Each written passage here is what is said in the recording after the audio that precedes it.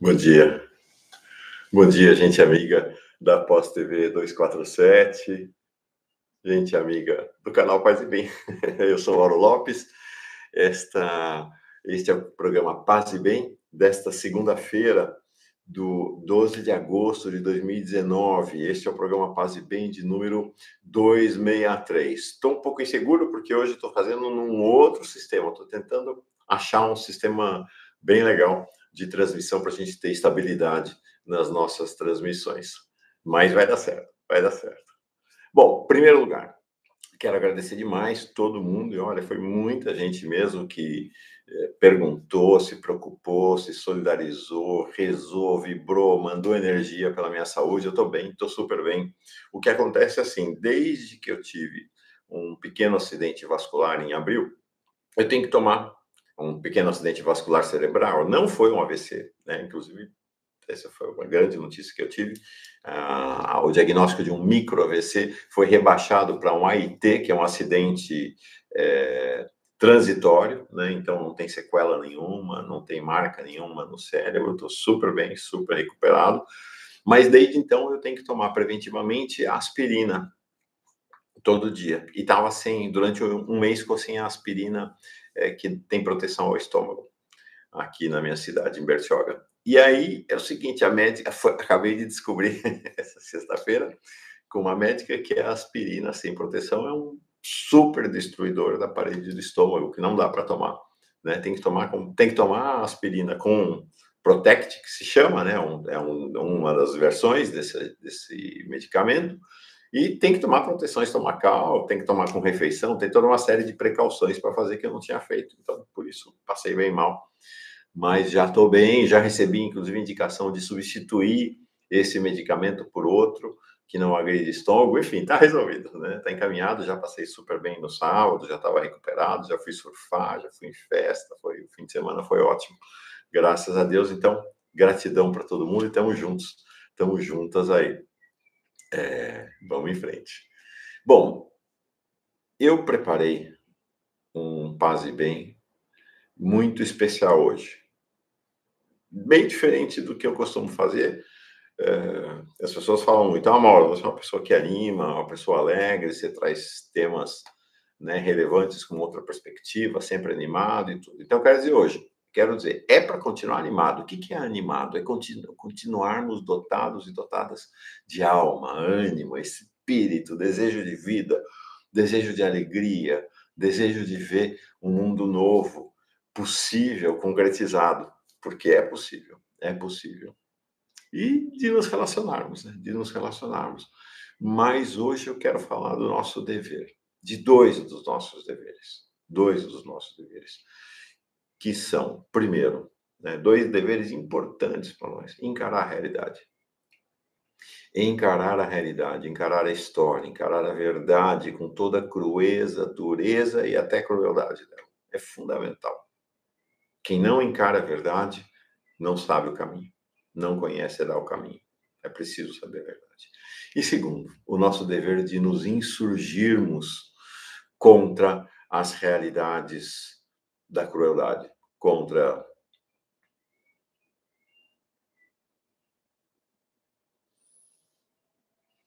a injustiça, contra uma dimensão de crueldade que para nós chega a parecer impossível, mas é verdadeiro, é real. Então, eu preparei uma apresentação hoje, uma conversa hoje. Deixa eu colocar o tempo aqui que eu esqueci de colocar, para não perder totalmente a referência. Bom, eu fiz questão de escrever, porque acho que... Vamos ver, estou me ajustando aqui ainda para esse nosso novo sistema, mas vai dar certo. Já deu certo, na verdade. Então vamos lá, o que eu preparei?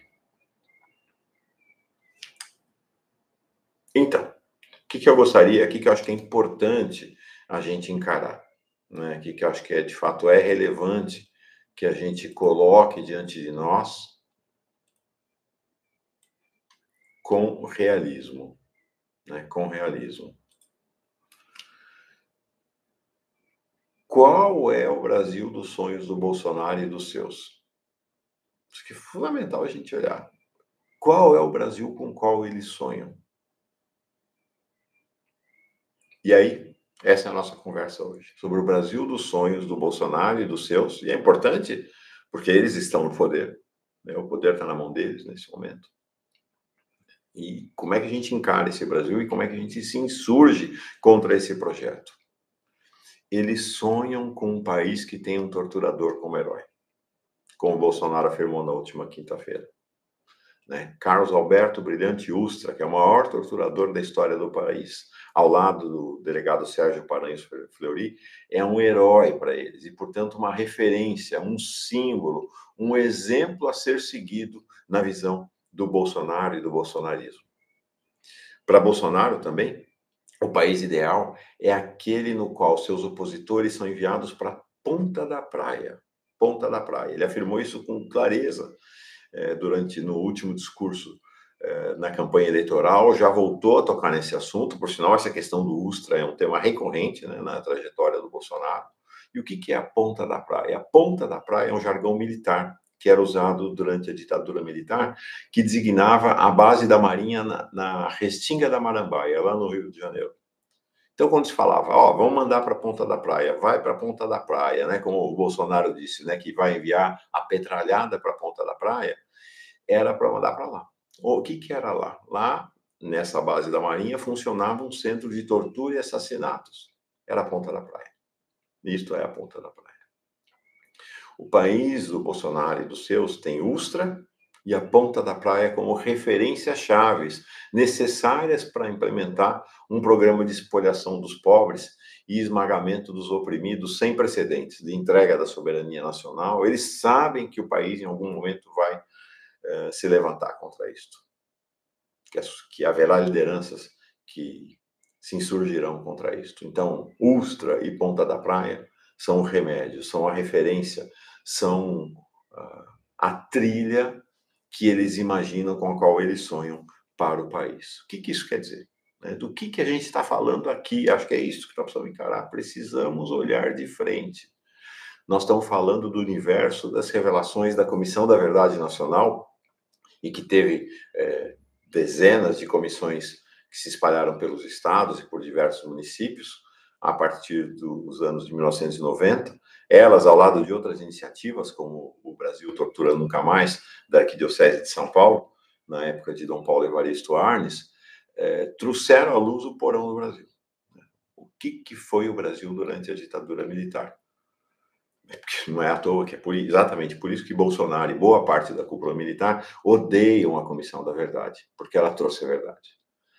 Então, se a gente precisa, se a gente quer, se a gente deseja que a nossa humanidade, a minha, a sua, a nossa, como sociedade, que ela aflore, a gente precisa conhecer, precisa encarar, precisa prantear as vítimas. Elas estão aí, são milhares e milhares, milhares de vítimas. O Adriano Diogo, com quem conversei recentemente, foi uma dessas vítimas. Ele falou que são mais de 100 mil pessoas vitimadas durante a ditadura militar, com prisões. Não foram 100 mil torturadas, mas 100 mil presas e milhares e milhares delas torturadas e mortas, e centenas mortas. Então, é nosso dever saber, é nosso dever a insurgência contra esse país desejado por Bolsonaro e pelos seus. É este país que eles desejam voltar a instalar. Este é o sonho deles, este é o projeto, é o que eles pretendem. Então, eu queria trazer aqui, dentre essas milhares de histórias, apenas três. A primeira, anotei aqui o depoimento deles, tá? A primeira é do Gilberto Natalini, que é atualmente vereador pelo Partido Verde em São Paulo. Diz ele assim: aos 19 anos, em 1972, quando eu era estudante de medicina, fui preso pela ditadura.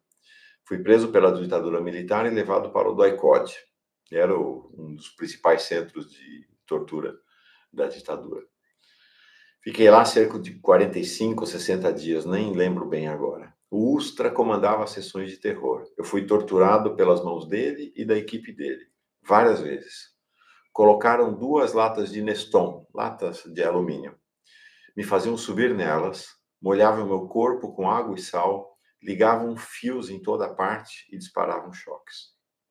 Era a noite toda, choque elétrico e paulada nas costas com uma vara de cipó, que o Ustra usava para me chicotear.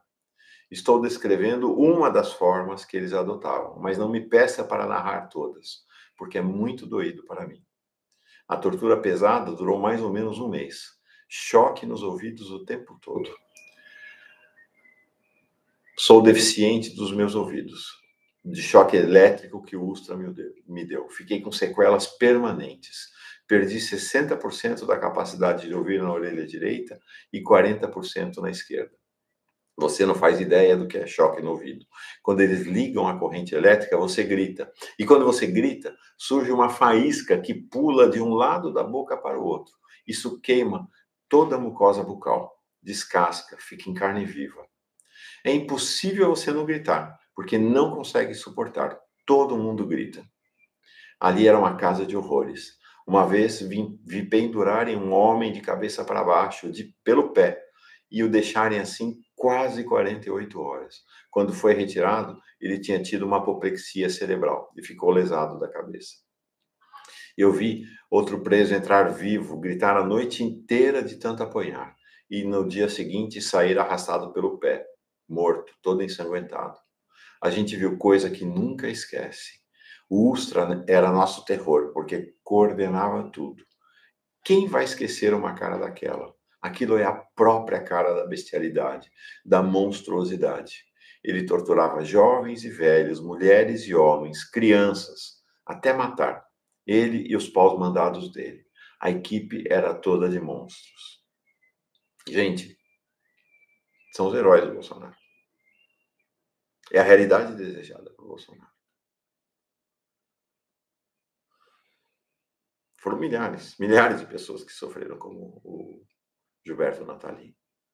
Quero pegar um trecho apenas do depoimento do Adriano Diogo, que conversou comigo há 2 fins de semana atrás, no sábado à noite, quando eu estava no 247 fazendo plantão, no Boa Noite 247. Vou trazer ele aqui no Paz e Bem uma hora dessa para a gente conversar. É uma grande figura, um militante católico fantástico. Um doce, uma flor de pessoa. Então, o Adriano Diogo também foi vereador em São Paulo, né? O Natalini é vereador atualmente, o Adriano Diogo foi vereador, ele foi também deputado estadual e presidente da Comissão da Verdade da Assembleia Legislativa. Ele também foi preso quando era estudante, jovem. Se o Gilberto Natalini foi preso em 72, ele foi preso em 73.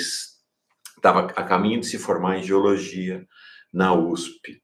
Assim como o Natalini, sabe o que eles faziam? É o que a gente faz. O que todos nós fazemos. Eles conversavam com as pessoas.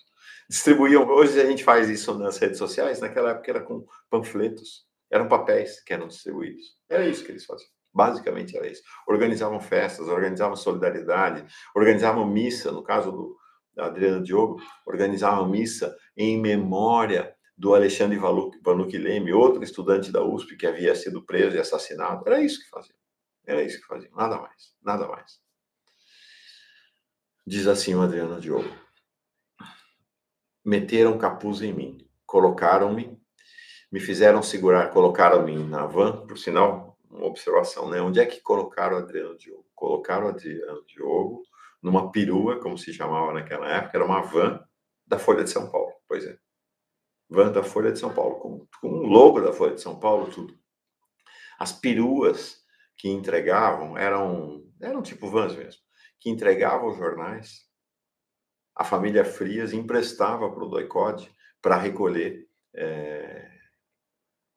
aqueles que eles aprisionaram. Então ele foi colocado numa dessas, então colocaram capuz e me fizeram segurar nas mãos o que parecia ser uma bomba. Chegando ao doicode, atravessei um corredor polonês, onde apanhei de guardas enfileirados até chegar em alguém que começou a me bater com uma metralhadora. Você é amigo do Minhoca? É o apelido do Alexandre Vanucchi Leme, amigo do Diogo, e que hoje leva o nome do Diretório Central dos Estudantes, o DCE da USP, que havia sido morto recentemente. Então vai lá. Você é amigo do Minhoca? Acabei de mandar ele para a vanguarda popular celestial. E é para lá que vou te mandar também, seu filho da puta, gritava o Ustra. Foram 90 dias de tortura. A especialidade deles era violentar e torturar mulheres. 90 dias que o Adriano Diogo viveu nesse inferno. O paraíso do Bolsonaro. Para os outros, né? O modelo, o projeto do Bolsonaro, com o herói do Bolsonaro. O último, eu quero falar também o Gilberto Natalini não conheço pessoalmente, o Adriano Diogo conheço, somos amigos, outra conheço também, somos amigos, a Amélia Telles, a Amelinha, também um doce de pessoa, assim. A Amélia é uma referência, é uma grande referência. Ela também caiu nas garras do Dutra, do Ustra, foi presa junto com o marido, César, também conheço. Casal assim, fantástico, fantástico. Vou ler aqui bem brevemente, não o depoimento dela, tem muitos depoimentos, se você quiser procura na internet, tem vários depoimentos, né? Digita no YouTube, eu vou colocar o link, tá, na descrição do vídeo, para um dos depoimentos da Melinha, sobre as torturas que ela sofreu. Então, certo dia ela estava nua, na cadeira de dragão. A cadeira de dragão, gente, cadeira de dragão, era esse o nome. É uma cadeira com braços, toda forrada de metal. Então, as pessoas eram sentadas ali, nuas, amarradas, e era metal. Então, jogavam água nas pessoas e ali era choque elétrico, choque elétrico, choque elétrico o tempo inteiro. Ela, então, estava na cadeira de dragão, toda urinada e vomitada, quando viu entrar na sala de tortura seus 2 filhos, a Janaína, que tinha 5 anos na época, e o Edson, que tinha 4. O Ustra tinha mandado buscar as crianças, porque queria que eles testemunhassem as torturas dos seus pais. A Amelinha relata que a lembrança que ela tem é da Janaína perguntando para ela: mamãe, por que você está azul e o papai está verde? Enquanto ela queria abraçar a mãe, porque foi impedida pelos torturadores. Era a cor da Amelinha.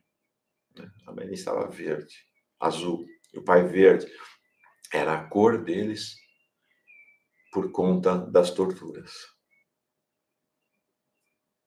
Também foram meses de tortura, meses. Fizeram. É impossível. É impossível, não.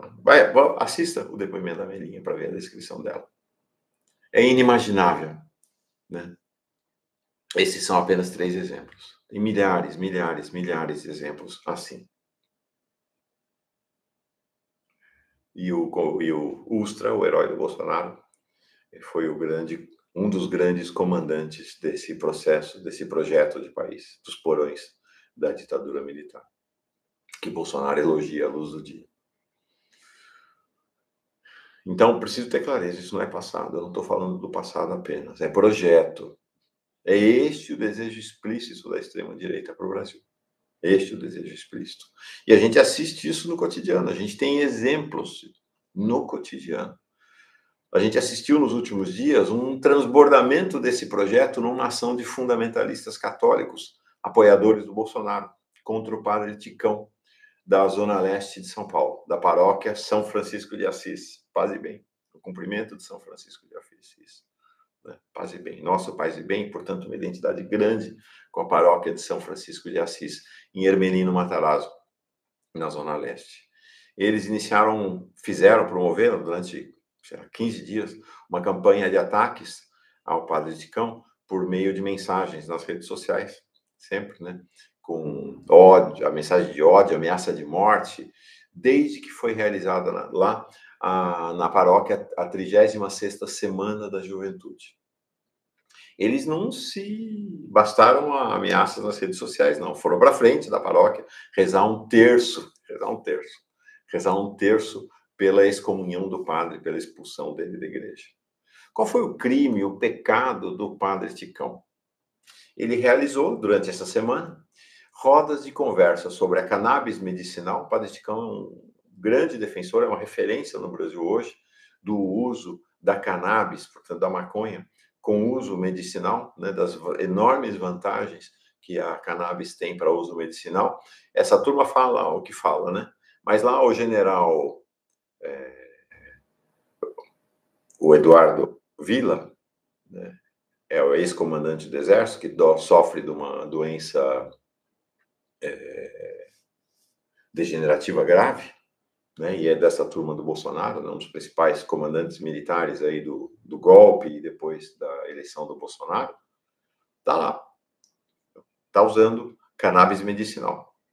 Está lá usando cannabis medicinal. Né? Então, o Padre Ticão, ele tem todo um trabalho voltado para a temática da saúde e ele é um incentivador, então, do uso da cannabis medicinal. Então, ele fez uma roda de conversa sobre isso e fez outra roda de conversa sobre gênero, direitos sexuais, direitos reprodutivos e religião e convidou representantes de uma importante organização vinculada, né, de gente como nós, né, de católicas, mulheres católicas, que se chama Católicas pelo Direito de Decidir. Nessa terça-feira, amanhã, 14 horas, aqui no Paz e Bem, e com reprodução na quarta-feira na Pós TV 247, o Padre Ticão vem conversar com a gente para falar sobre essa semana, as iniciativas dele, contar tudo que ele faz. Vocês vão ver um trabalho fantástico, maravilhoso. Eu li algumas das mensagens contendo ameaças ao Padre Ticão. O estilo é exatamente igual ao do Bolsonaro, sem tirar nem pôr. Pode parecer espantoso, mas tinha dezenas de mensagens registrando saudades da fogueira. Assim, desse jeito, saudades da fogueira. Numa referência ao tempo das torturas e mortes durante o período da Inquisição na Igreja Católica. Pois é, quando não era metáfora, não era figura de linguagem, não, as pessoas querem a volta desse tempo de tortura e morte, de fogueira. Elas querem, desejam esse. Né? Então não é algo que, quando eu falo do Bolsonaro e os seus e as suas, não se trata apenas de um microgrupo de psicopatas. Tem uma corrente no interior da sociedade que sonha com um país transformado num centro de torturas e morte. Nós precisamos abrir os olhos. Precisamos encarar essa realidade. Qual é nosso dever? Pode ser triste, pode ser, a gente pode ficar com o estômago revirado, com o coração na boca, ter vontade de olhar para o lado, de fechar os olhos, de assistir um filme, de ouvir uma música. Podemos fazer tudo isso. De ouvir uma piada, qualquer coisa. Mas é nosso dever saber. É nosso dever saber. É nosso dever ouvir piada, ouvir música, nos alegrarmos, claro.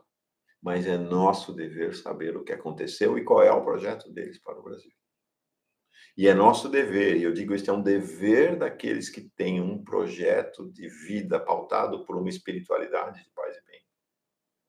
É nosso dever para nós, católicos e católicas, protestantes,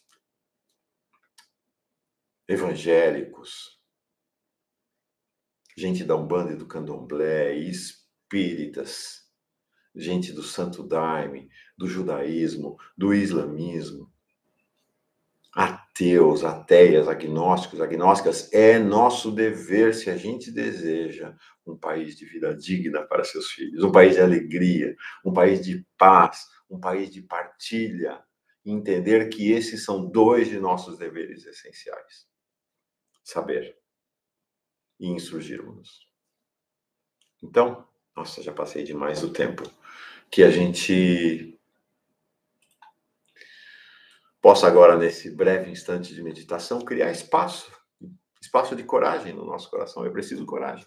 É preciso coragem para saber.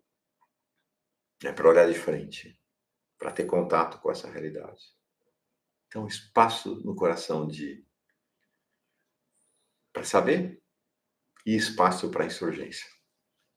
Vamos silenciar juntos, então? Vamos lá. Espinha ereta, coração tranquilo. Olhos fechados, mantra, respiração profunda. Vamos.